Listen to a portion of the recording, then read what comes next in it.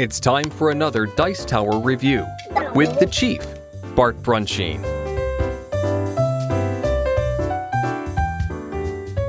Hey, it's the Chief, and I'm joined with Judd again today. We're going to review Columbia Games has had a long-running game called Napoleon, the Waterloo campaign.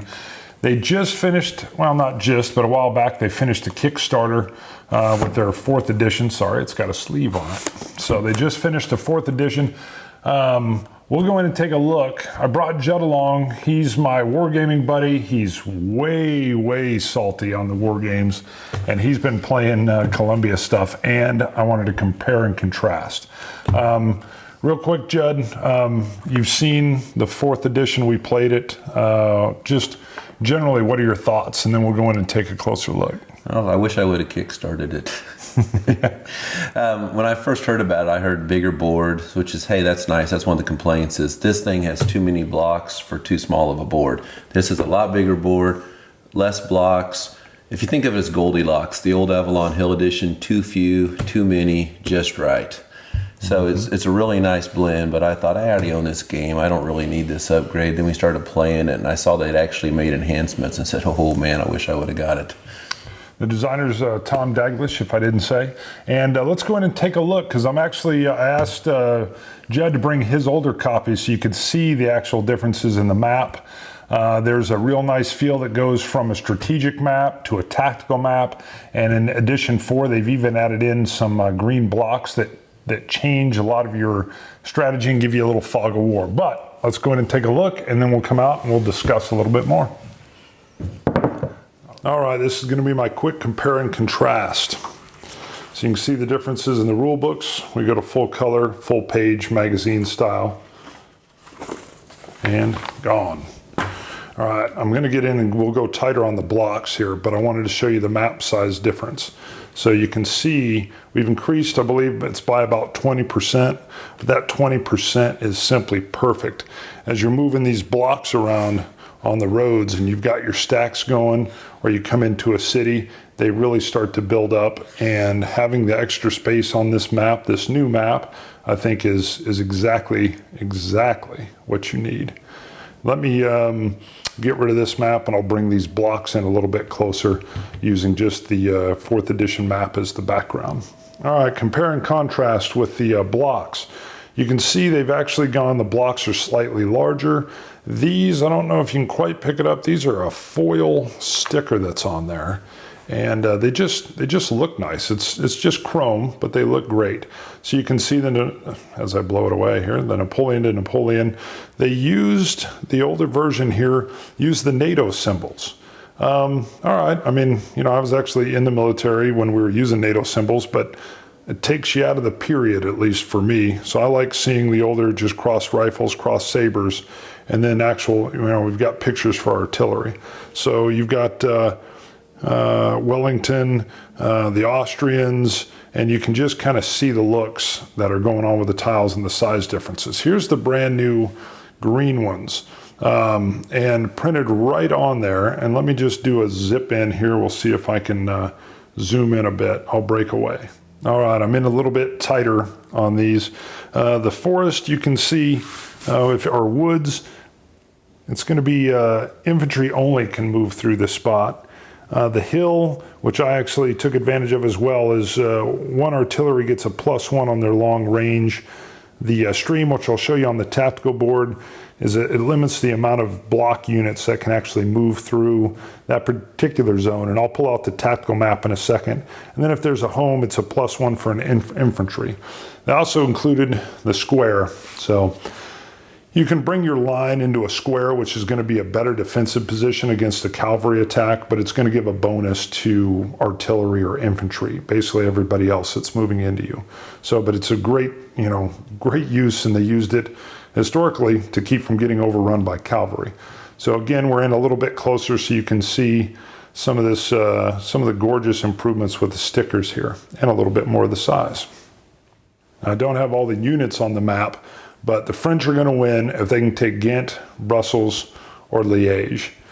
So their goal is going to be to come in and actually get those cities, and they've got the troops to do it, but they've got to really figure out, they'll be going against the Austrians and Wellington's British troops. So how they go about using their troops is really the strategic field that they've got to figure out how they're going to actually break Wellington and the Austrians. All right, we're looking at a stack of blocks.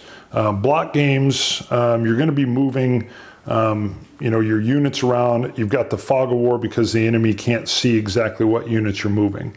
So just looking at the map, large roads, you're going to be able to move 8 blocks. So I've only got 5 here, so I'd be able to simply move. Now you can also break your blocks up and move them in separate directions. The problem, of course, is command and control. Once I've broken them down, if they're not moving into other areas that have blocked units, when I use an activation, the French in this case are going to get 2, the Brits will get 1, and the Austrians will get 1. But if I start breaking my units up and getting them too small, it becomes very difficult to actually maneuver and get them where I want them to go. Now, if I'm moving on a small road, I can only move 6 blocks. And if I'm moving into a city where there's a bridge that I've got to cross and there's enemy units in the city, I'm reduced to half of whatever I'm bringing in. So if I had a set of 6 moving down a smaller road, I would only be able to move 3 across that bridge. Any cavalry unit can move up to 2 cities away, whereas all my foot or all my infantry are going to be able to move only from one city to another. Now again, you're dealing with a fog of war here. So if my cavalry unit, or if I have a block moving 2 cities, that's signaling to the enemy player that, hey, this is a cavalry unit. Here's the combat board or the tactical board. When two armies meet, or 2 sets of blocks meet in a city, you're actually going to pull them out and you're going to place them on this tactical board. Now from version 3, you can see there's been a slight size upgrade, just a little bit. All right, so first the green blocks. There's going to be more than this. They're going to be face down. They'll be shuffled around. The attacker will pick 1, the defender will pick 2. The attacker will then place face up first on the board wherever he wants to place them. Now the units aren't on the map yet, but so let's say we have the stream. The attacker could come in and say, hey, there's going to be a stream here. And what this means is you're not going to be able to move more than 2 units over this location into your enemy. So the enemy is going to be putting their blocks here. I'll be putting mine here. And the key feature is if anybody loses any one of their left, center, or right, if you lose all the blocks in that position, you've lost the battle. So I'm going to show you a little bit more on the blocks. But the attacker would put his on, and then the defender gets to go place his 2 on. So we could put a forest here, and we could have a little building in the middle that's going to help him, or at least one of his units will get a +1 if it's infantry, if they get attacked there. So you can see these green blocks are new, and they just add a little bit of fog of war before the units actually engage. So they've hit the field of battle, but hey, there's a little stream here. We've got a forest or a woods here, and there's a building here that the enemy's going to be able to use in defense. All right, I'm zoomed in here. Now this isn't going to be an actual fight board. There would clearly be units in each one of these, and you can have some in your reserve. What I want to show real quickly, and I'm going to zoom in a little bit more, my apologies. All right, we're in a little tighter. I wanted to show you these blocks real quick. First thing to show you on a block war game is their steps. Step 3 is a full strength unit. Now you'll notice the infantry has 4 steps. All right, there's more of them. But you're gonna, if this unit were to take a hit, you would simply rotate this block to its strength level 2. If it took another hit, it'd be at 1. And if it goes down and takes the final hit, it's gone and it's dead, or it's removed, or it's broken. The way the attack is gonna work is F1, F2, and F3 are gonna show you what you need to roll when you roll a die. Now, you're gonna roll for this unit individually. Their strength would be how many dice you're going to roll. So if this unit cannon is full strength, it's going to roll 3 dice, and it's going to hit if it rolls a 1. If you roll over to your infantry, again, if he's full strength, he's going to be rolling 4 dice, and he's going to hit on a 1 or a 2, and so on with cavalry. He's going to hit on a 1, 2, or a 3, and he'll roll the number of dice in relation to the strength that is shown on the block. There's some little nuance bonuses with the combat among the blocks. I'm not going to go into that here. We're not doing a full playthrough. Real quick to show again, there would be units in each of the left, center and right, but I'm just showing you kind of what's going on here. First of all, if you're moving, let's say, there was a weakening of a troop over here on the right, and I wanted to reinforce it. If I wanted to move over to the right, I can't just simply take my units that are on the front line that are actively engaged in combat and just peel them over. Great simulation of when your troops are engaged, you can't just move them freely. What you're going to want to do is you're going to have some troops in reserve. Now, the troops in reserve can move over and reinforce, or let's say I had somebody on my flank and I wanted to pull them out. To demonstrate the difficulty that would take in combat, I'd actually have to move my unit to reserve first. So they've disengaged, and then on a later turn, I can move them over and reinforce on a flank. So again, this is a broad general terms. There's a lot more detail going on in here. But this is really some of the subtleties on the tactical board. Once again, cavalry is very nice because just like on the big map, they can move 2.